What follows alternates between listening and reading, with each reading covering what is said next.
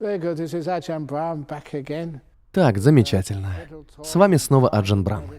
И сначала я скажу пару слов, а затем мы приступим к медитации.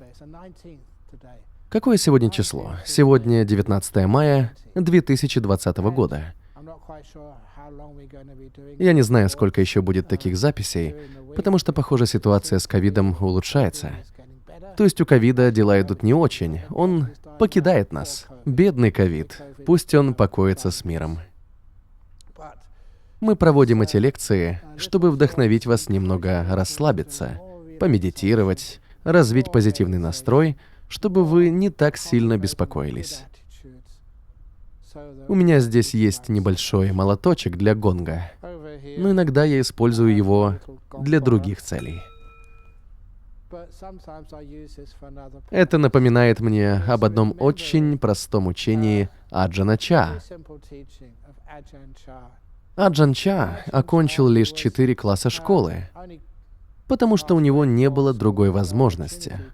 Но некоторые вещи, которым он научил меня всего в нескольких словах, имели для меня огромное значение. Я практикую их и по сей день. Однажды он подобрал палку на обочине дороги. Помню, это случилось, когда мы возвращались после получения милостыни. Он поднял палку с земли и спросил меня: «Аджан Брам», хотя тогда я еще не был аджаном. Он звал меня Брамавамсу. «Аджан Брам, тяжелая ли эта палка?» И прежде чем я успел открыть рот, он отбросил ее. Он сказал мне, что палка тяжелая только тогда, когда ты ее держишь, когда ты сжимаешь ее в руке, когда ты привязан к ней. Если палку положить или отбросить, она совершенно не будет тяжелой. Это было простое, но очень сильное учение. Ведь сейчас у меня так много обязанностей и работы, просто выше крыши. Иногда это становится уже слишком. Расскажу вам одну историю, которая наглядно иллюстрирует, насколько может быть занят монах. Действительно ли у меня слишком много работы? Однажды я читал лекцию в Сингапуре перед несколькими тысячами человек. После моего выступления, когда подошло время для вопросов, один мужчина подошел к микрофону и спросил меня: «Аджан Брам, очень мило с вашей стороны, что вы учите нас, как расслабляться, как отпустить ситуацию. Но ведь вы монах. И будучи монахом, что вы можете знать о стрессе, серьезных объемах работы и большом количестве дел?» Вот такой вот вопрос он мне задал. Я принял вызов и, немного подумав, сказал ему: «Слушайте, я встал сегодня в 4 утра, и изо всех сил, напрягая память, я перечислил все, что сделал за тот день, в основном для других людей. Рассказал ему о том, как я выполняю свои обязанности и задачи. Лекции, консультации, ответы на вопросы. Работы действительно было много. К тому времени, когда тот мужчина задал этот вопрос, было уже почти 10 вечера. Весь день я преподавал и выполнял обязанности буддийского монаха. Как только я подробно описал все свои дела, мужчина снова взял микрофон и сказал: «Ничего себе! Я и представить себе не мог, сколько сегодня приходится работать монахом. А я работаю в сфере информационных технологий. Я думал, что это у меня много работы, и поэтому однажды я стану монахом. Но теперь я понимаю, что мне лучше остаться в своей сфере. Я потерял будущего монаха, но ничего страшного. Иногда я действительно много работаю, но я всегда делаю только одно дело в определенный момент. Вот почему мы учимся отбрасывать дела. Если потребуется, я могу позже их поднять и снова нести. Я научился отпускать вещи. Но как это сделать? Иногда это трудно. Я встречаю людей, которые медитируют, являются буддистами. Они буддизмом увлекаются и понимают теорию. Но они не знают, как этого добиться на практике. Так что они спрашивают меня, как отпустить. Они говорят, что скрещивают глаза, то есть ноги, и закрывают глаза. Я чуть не сказал это наоборот. Скрещивать глаза и закрывать ноги не надо. В общем, люди садятся, скрестив ноги, закрывают глаза и пытаются следить за своим дыханием. Но они вовсе не следят за дыханием, а лишь раздумывают о своих проблемах, планах, мечтах или страхах. Они говорят, что им спокойнее, когда их глаза закрыты, и они не медитируют, потому что они еще не научились отпускать ситуацию. Поэтому один из самых важных аспектов медитации — уметь отпускать.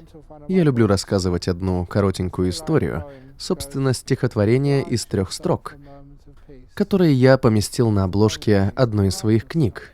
Стихотворение гласит: «Подарите себе минутку покоя, всего лишь минутку покоя. Просто дайте себе минутку покоя, и вы увидите, какой бессмысленной была ваша суета. Прежде всего, вы должны себе это позволить. Ведь обычно люди не позволяют себе даже минуты покоя. Они ожидают, что кто-то другой сделает это за них. Или они ждут, пока все само произойдет, вместо того, чтобы самим обрести душевное спокойствие. Некоторые люди говорят, что у них нет времени, что они слишком заняты, что им постоянно нужно что-то делать. Я уже описал вам, как много мне приходится делать. Но всегда можно найти возможность побаловать себя минуткой покоя. Я понял одну вещь. Когда вы позволяете себе больше покоя, вы способны выполнить больше работы. Замечали ли вы когда-нибудь, что когда перед вами стоит задача, вам нужно, например, написать электронное письмо или отчет, сколько времени вы тратите впустую? Иногда вы просто смотрите на экран компьютера, а слова не приходят. Вам не хватает идей. Но когда ваш разум ясный, когда у вас есть энергия, слова и идеи просто льются рекой. И вы можете даже проявлять изобретательность. Все мои оригинальные идеи, даже некоторые мои сумасбродные шутки, многие из них я придумал сам. И знаете, откуда берутся все эти идеи? Они возникают благодаря способности заряжать разум энергией, чтобы он был бодрым, и идеи в нем появлялись сами по себе. Я заметил, что когда мы более спокойны, у нас возникает больше оригинальных идей, мы более продуктивны и можем выполнить больше работы. Поэтому позволить себе минуту покоя вовсе не означает, что вы безответственны или уклоняетесь от своих обязанностей. Важно лишь научиться создавать баланс между энергией вашего мозга, продуктивной работой и спокойствием. Предоставив себе минутку спокойствия и выкинув все из головы, вы обеспечите себе более качественное выполнение задач. У меня есть много замечательных примеров. Был один случай, который заставил меня немного расширить свои границы. Однажды группа последователей в Сингапуре попросила меня сыграть небольшую роль в их буддистском театральном спектакле об открытии своего сердца. Я забыл, как называется пьеса, но это было своего рода камео. Мне нужно было лишь один раз появиться на сцене, произнести речь минут на 5, а затем исчезнуть. Я был очень рад помочь, попробовать провести некий эксперимент и попытаться сделать буддизм более понятным для современного мира, донести его до большего количества людей. Поэтому я отправился туда прямо из Перта и прибыл в Сингапур во второй половине дня, когда проходило дневное выступление. После него все остальные артисты и буддисты отправились на ужин. Я, конечно, не ужинал. Вместо этого я нашел хорошее тихое место и стал медитировать. Я был очень измотан после долгого перелета. Мне пришлось встать очень рано, провести в самолете около 5-6 часов, затем отправиться в театр для подготовки, узнать, что мне нужно будет делать во время представления, дождаться своей очереди и только потом уйти. Я был обессилен после всего этого. Я ужасно устал. Так что я нашел спокойное место в театре, очень тихое, скрестил ноги, закрыл глаза и позволил себе около часа покоя, пока все остальные ужинали. Каким же прекрасным был этот час. Огромная усталость через некоторое время сменилась нарастающей энергией. Я не боюсь усталости. Я не пытаюсь ее контролировать. Я открываю ей свое сердце и уважаю ее. Ведь это реакция организма на большую нагрузку. Поэтому я уважаю свою усталость. Я полностью ей отдаюсь, не пытаясь от нее сбежать, а наоборот, исследуя ее. Она заслуживает моего уважения. А потом, если я остаюсь со своей усталостью, через некоторое время энергия начинает возвращаться. Сначала ее ощущает мое тело, а затем и разум. И я снова полон счастья и бодрости. Затем состоялось второе, вечернее представление. Я произнес речь и был просто в ударе. Выступил действительно очень хорошо, потому что знал, как зарядиться энергией, дав себе минутку покоя. Мы постоянно чем-то заняты. Все время суетимся. Иногда это необходимо, но мы делаем это большую часть времени. В итоге мы всегда находимся в состоянии усталости. И из-за этой усталости внутри нас возникает гнев, злоба. Мы говорим гадости людям, которых любим и должны уважать. Все лишь потому, что мы слишком устали, у нас не осталось энергии. Поэтому позволить себе минутку покоя все равно, что сделать себе подарок. Попробуйте оригинальный подход. Когда будет приближаться ваш день рождения или какое-то другое знаменательное событие, загляните в шкаф и найдите старую коробку. Возьмите красивую оберточную бумагу, бант и открытку и положите в коробку нечто очень-очень важное для вас. Настоящий подарок. То, чем вы будете очень дорожить. Душевный покой.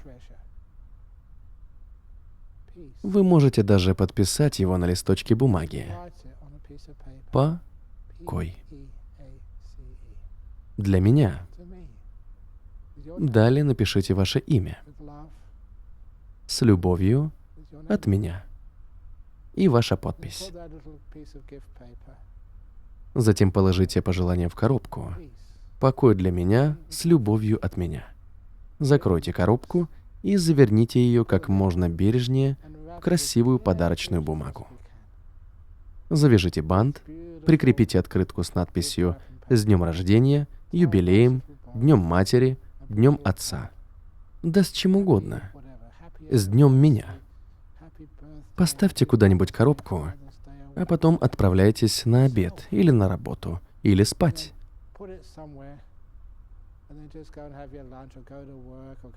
А проснувшись на следующий день, вы обнаружите подарок. Ух ты! Сюрприз! Кто-то принес мне подарок. Наслаждайтесь игрой как можно больше. Ну ничего себе! Интересно, что там внутри? Затем вы откроете коробку и увидите подарок мира и спокойствия. От меня с любовью для меня. Как мило. Именно то, чего мне всегда хотелось. Покой. Но вы должны быть готовыми подарить себе этот покой. Как некий грант.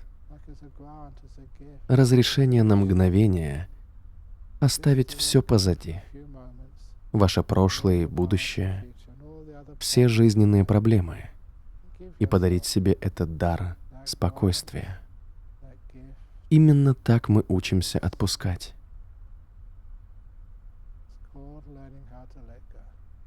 Итак, давайте попробуем это сделать. На протяжении примерно 15-20 минут.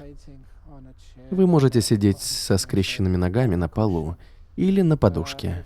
Если вы сидите в кресле или на кровати, Сядьте так, чтобы было удобно. Выберите наиболее удобную позу. Сядьте поудобнее.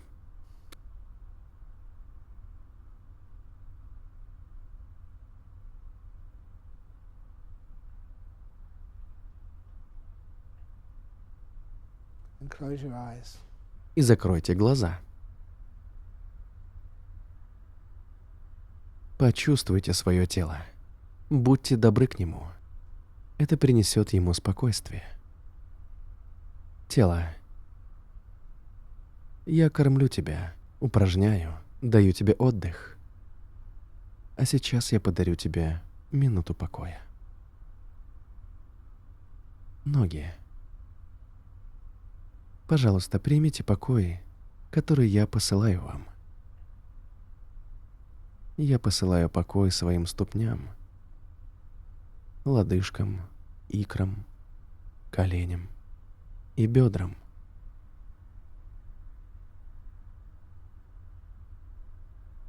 Представьте, как каждая часть тела принимает этот глубокий покой с улыбкой и благодарностью. Пошлите покой и своим ягодицам.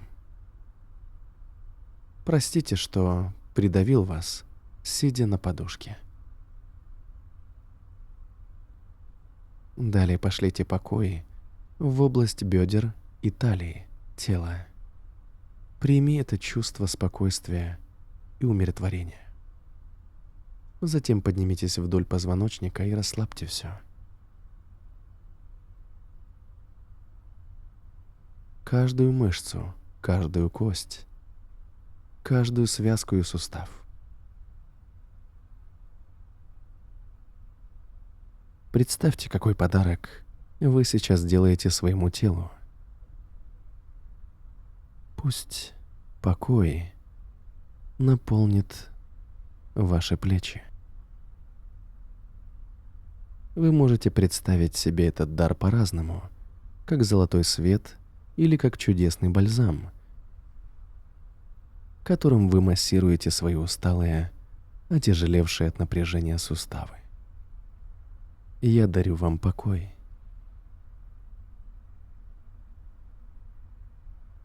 Подарите спокойствие своим рукам, локтям, предплечьям, запястьям и кистям. Посылайте мир всем частям тела: затылку, шее, лицу, мозгу, ушам и всей голове. Дарите покой всему телу. Ему больше не нужно суетиться или решать какие-то проблемы. Я часто говорю, что мы не пытаемся что-либо исправить, мы лишь заботимся об этом. Проявите заботу в настоящем моменте.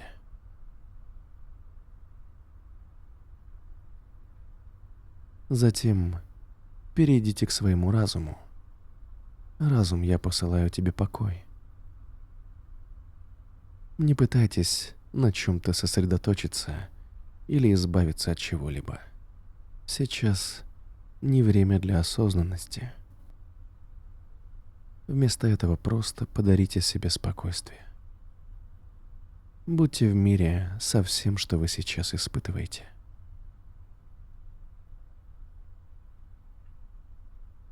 Прекратите духовные атаки на нирвану.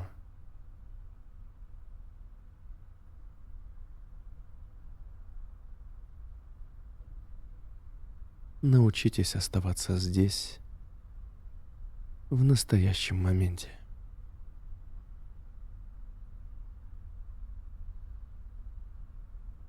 И не желайте быть где-то еще. Заключите мир со своим разумом, перестаньте бороться и примите свою жизнь. И прислушайтесь не снаружи ушами, а внутри своего разума.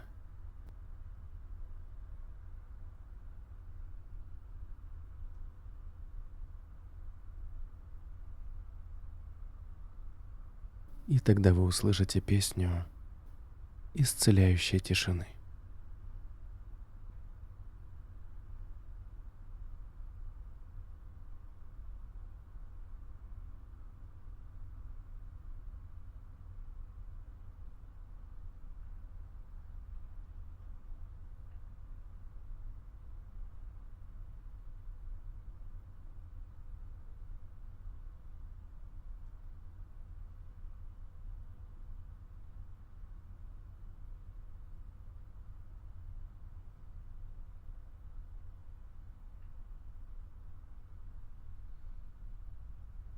Подарите себе тишину и покой.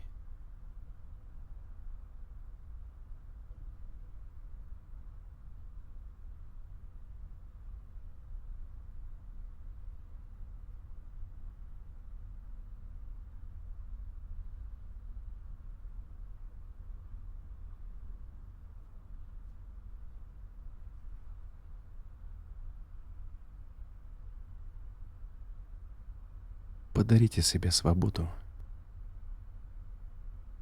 Ни за что не держитесь.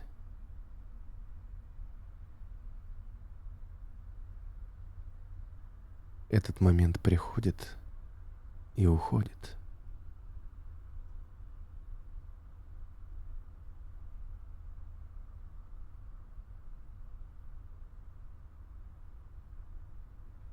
Освободитесь от желания что-либо осознать.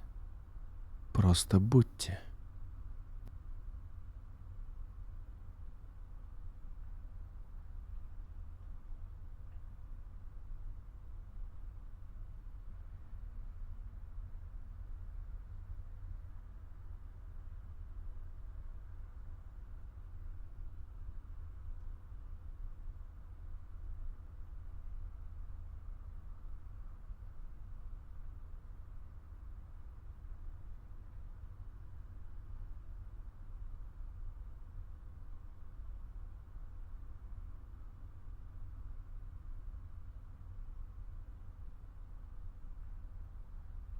Подарите себе внутреннюю радость,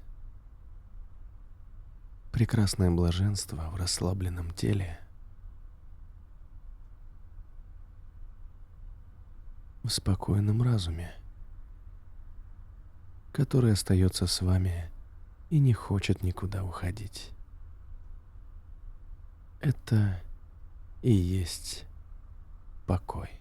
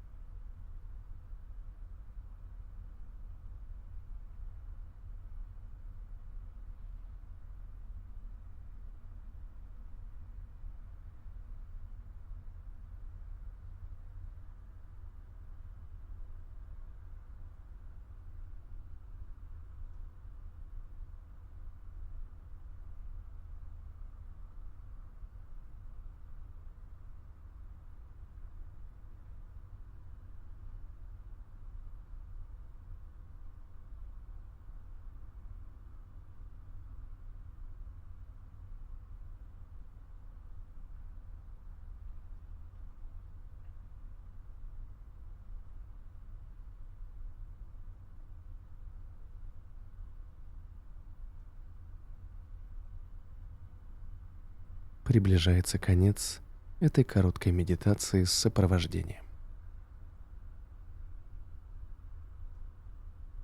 Как вы? Какие у вас ощущения? Когда вы перестанете что-либо желать, вы познаете настоящую удовлетворенность.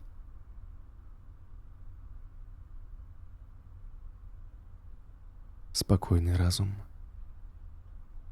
расслабленное тело.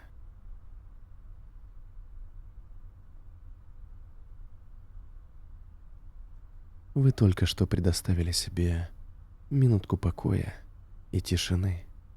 Если хотите, можете продолжить.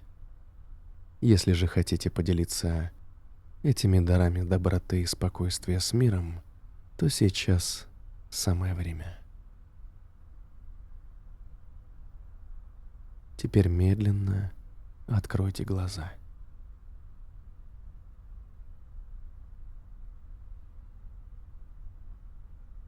И в заключение у меня для вас благословление.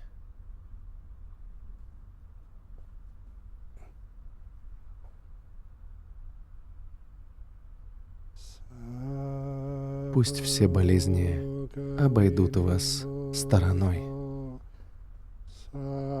Пусть все мучения вас минуют. Пусть вся ненависть будет преодолена. Пусть придет освобождение. Пусть все беды будут предотвращены. Пусть каждая болезнь будет уничтожена. Пусть для вас не будет опасностей. Да будет счастье и долгая жизнь.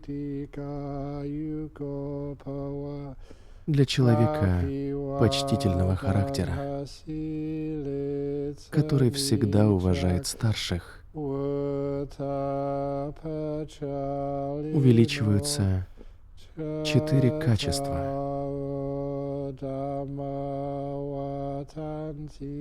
Долгая жизнь, красота, счастье и сила. Будьте все сильными, здоровыми и счастливыми.